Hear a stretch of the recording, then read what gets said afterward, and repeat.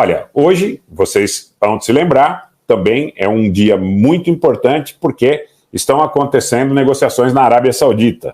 A chamada Cimeira de Jeddah, cidade da Arábia Saudita, que hoje recebe 42 países que estarão reunidos até amanhã, dentre eles o Brasil. É uma cúpula para tratar do conflito ucraniano e, em vez de Rússia e Ucrânia se sentarem para definir os termos duradouros de um acordo, a Ucrânia tenta consolidar aliados ou, pelo menos, diminuir a oposição de alguns aliados da Rússia. Você tem aí o príncipe saudita Mohammed bin Salman, que quer, na realidade, uma certa estabilidade nas suas relações comerciais e, por que não dizer, de exportação de petróleo com todo mundo. Com todo mundo. Eu quero fazer um alerta aqui com relação a essa notícia, tá? Com relação a essa notícia, boa noite, Heron. Boa noite também ao Pereira, do Notícias sobre Guerras. Boa noite, Cozinha da Cidreira. Eu quero fazer um alerta para vocês, que eu acho que pode ser pautado com relação à posição da Arábia Saudita. Teve muita gente que, inadvertidamente, achou que a Arábia Saudita tinha mudado de lado, que seria uma grande opositora dos Estados Unidos, porque a China costurou um acordo dos sauditas com o Irã. A China acolheu, de alguma forma, negociações com o presidente sírio Bashar Assad. A Síria voltou para a Liga Árabe, a China fez um esforço tremendo.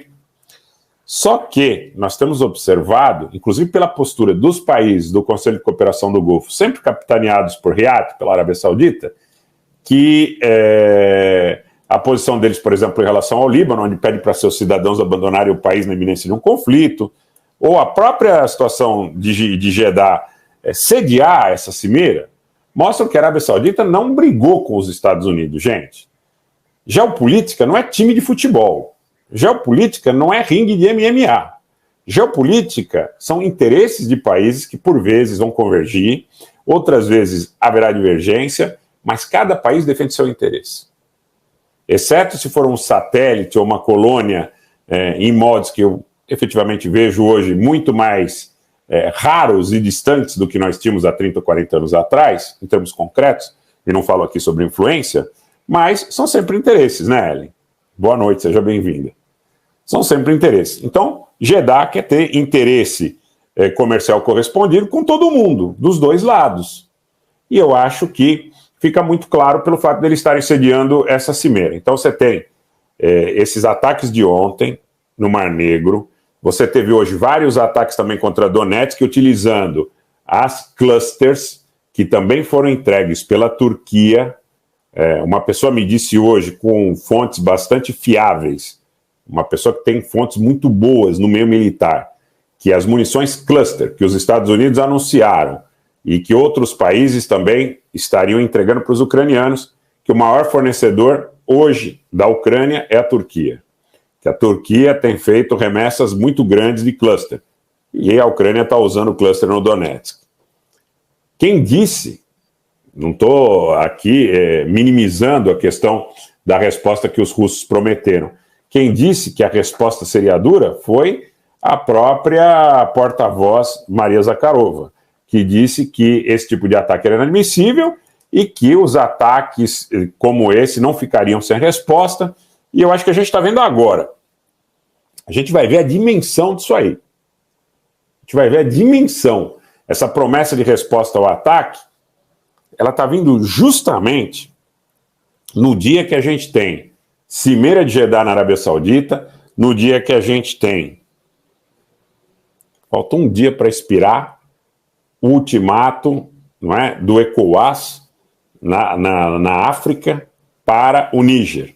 Hoje surgiram notícias que o Senado da Nigéria não aprovou o envio automático de tropas nigerianas, pedindo para que houvesse negociações e uma saída pacífica, mas há mobilizações importantes acontecendo no continente africano, e hoje, quem gosta de irresponsabilidade nas redes sociais, se deparou com uma enorme amostra do que pode ser uma fake news irresponsável, porque alguns irresponsáveis publicaram nas suas redes sociais, outros talvez inadvertidamente, que o grupo Wagner estava desembarcando no Níger. E vocês sabem que imagem era aquela? Aquela imagem era de um avião que estava indo em direção à capital do Sudão, Khartoum, no ano de 2006. Aquela imagem foi atribuída à chegada ou ao desembarque do grupo Wagner no Níger, era uma imagem de 2006 que foi colhida aleatoriamente ou não das redes sociais e nada mais, nada menos do que um sobrevoo de um avião de carga na capital do Sudão há 17 anos atrás. Por isso, quando o pessoal reclama que a gente atrasa 10, 12, 15 minutos, entendo. Não que nós não estejamos sujeitos a cometer erro do mesmo tipo. Por vezes estaremos e provavelmente faremos erros desse tipo. Agora, a questão tem que tomar muito cuidado. Vocês não viram em nenhuma rede minha, nesse caso, felizmente, eu repercuti esse tipo de coisa. Vários canais de Telegram, várias contas de Twitter, vários grupos no WhatsApp repercutiram. Olha, que bom, o Grupo Wagner já chegou ao Níger, né? Aqueles que estão mais empenhados nessa torcida pela substituição da França com a Rússia ali na região da África Ocidental, no Sahel. Só que não é verdade.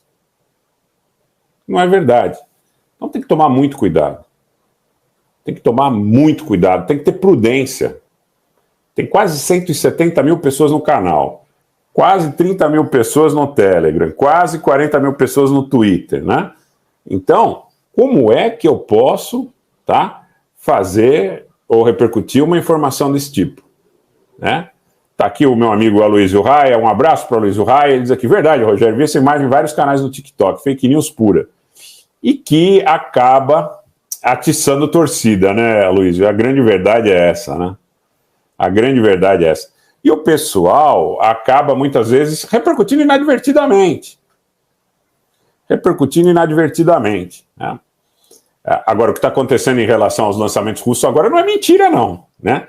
Você tem um grande termômetro para ferir, e nem sempre é suficiente, mas você tem um grande termômetro para ferir o que potencialmente pode ser verdadeiro ou não. Quando você vê a mesma versão sendo dada por canais russos e ucranianos, por canais turcos, europeus, dos Estados Unidos, do Egito, do Cáucaso, você vai entender o seguinte, que é muito provável, não é? Por vezes você vem aí numa espiral de erro sendo replicada, né? O Ctrl-C, Ctrl-V que pega mais gente.